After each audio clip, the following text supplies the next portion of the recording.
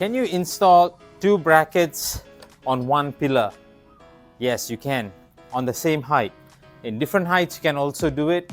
Even on the same height, you can do it as long that you have the same mount, right? If the same size mount, then all you got to do is put the strap through the mounting bracket, right? So this strap comes out.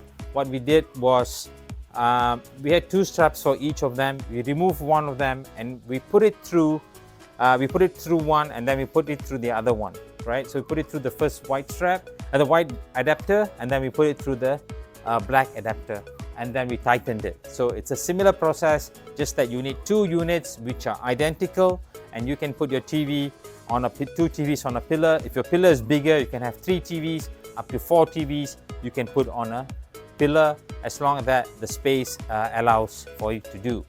Okay, so once you put it on, you can swivel it to any direction that you like, left or this way, right? So you can cover a 360 degrees area for a party, for a movie, for an outdoor activity, for some audience, an information center, or during a fiesta or a festival in your location.